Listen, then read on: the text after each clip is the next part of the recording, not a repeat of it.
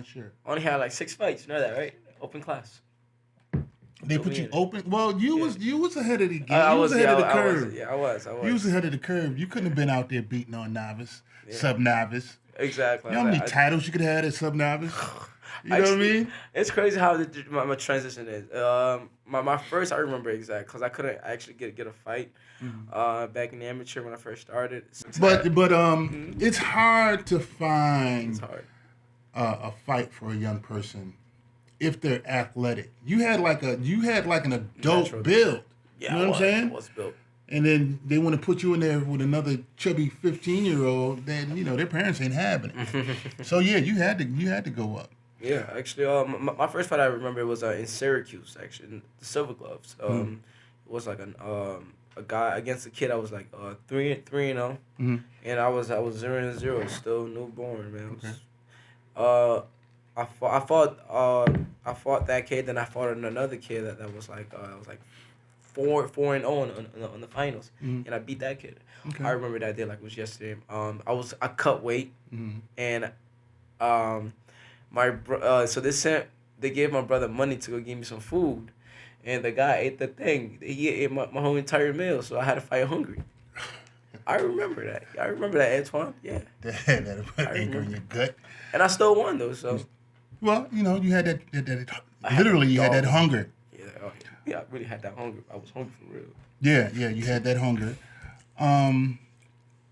Tell me, I mean, you just go through your opponents in the gloves, right? Mm-hmm. Who was that one opponent that you just had a tough time with? You guys know who it is. Saquon Felton. Saquon Felton. Yeah, he was the king of the 132s at one point, and then y'all would fight in the finals, and he'd edge you out every year. And it's just 1 year, you just came in and you just dominated. It was that year I was angry. I was like, hey, it's no more. It's no more. I've had enough of this bully. Mm-hmm. But you had some interesting match bouts in the gloves too. Yeah. I remember you fought kid from Syracuse, Showtime, Shamar Lutchman. Yes, actually, I fought him. It was the regular Golden Glove tournament. He was from Syracuse. From Syracuse, yes. Mm-hmm. And that's a really good camp. That was. Now the camp that you originally came from was a competitive camp. It was. Yep. Westside. What was it? Westside Boxing. Westside Boxing Club. Mm-hmm. Westside Boxing Club.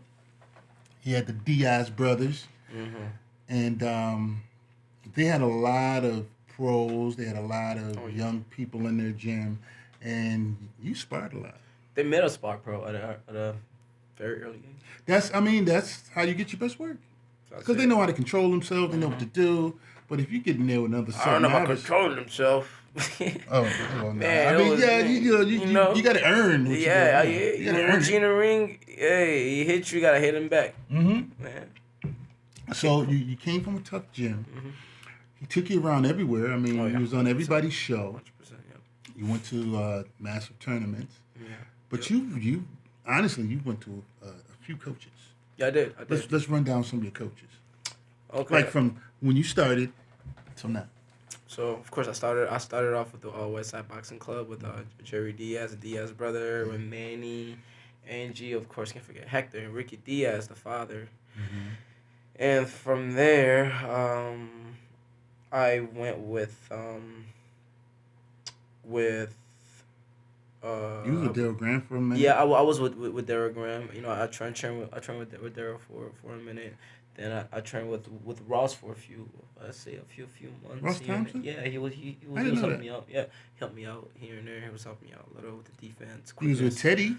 I was with Teddy. Rest of in course, peace. Rest in peace, Teddy. I was with Teddy. He was with Teddy. Well, in your opinion, what makes a good coach? What makes a good coach is a guy who understands like boxing styles. Mm-hmm. Who doesn't just want you to fight like a certain ways. A guy that's gonna help you, make your style of fighting a better style of fighting.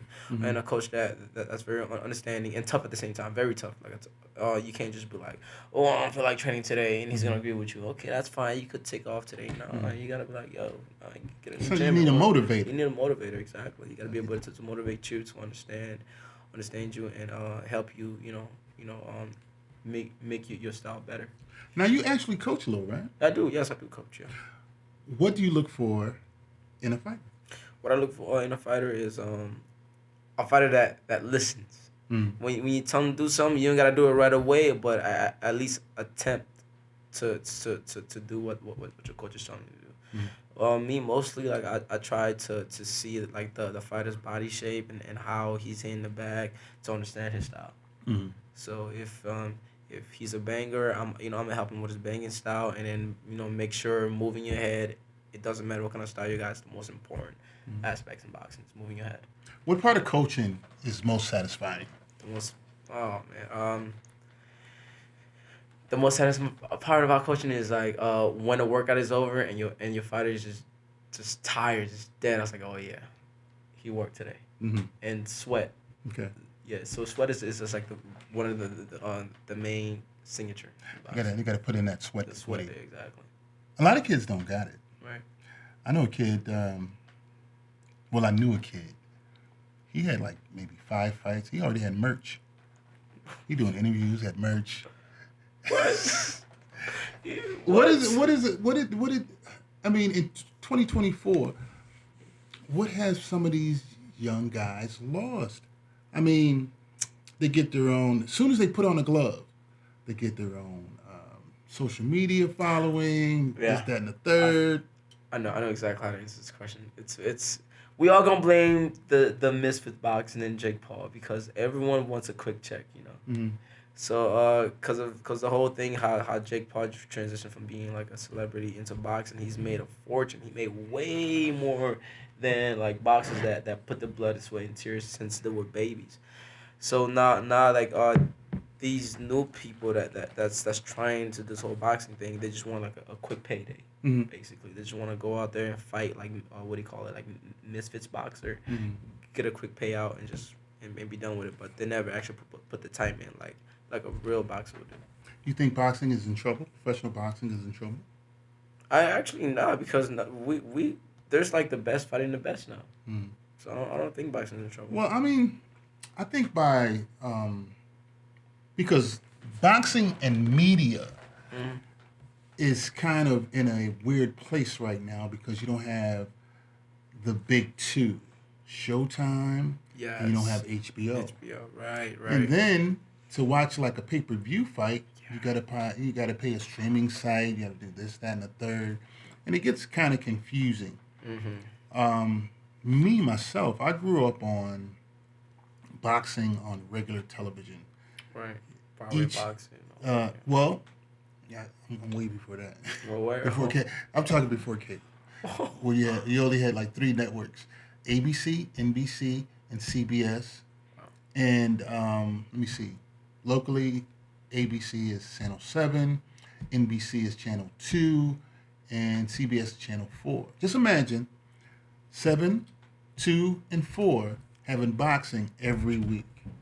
They had boxing shows every week. You could watch either on Friday, Saturday. And I remember watching Muhammad Ali fight on like Channel 7. Wow. But they don't do that anymore. People have to actively go out and find boxing. Right. And I think that's what's killing it. People ask me all the time, like, well, where can I see a live show? I mean, they got live shows all over the place. Just go stream it. Yeah, But it's the same people that show up. Most of the audience are the fighters and their relatives and their family. So that's why I decided to come back out because I think you guys need your shine, and I wish like a major network would pick up amateur boxing because some of the best fights I've ever seen live was in amateur boxing. Yeah. Mm-hmm. And then they got the level where you can fight without the headgear. Right. But nobody knows who these kids are. Right. You know what I mean? So I'm trying to showcase my talents on amateur boxing, but it's not the easiest thing.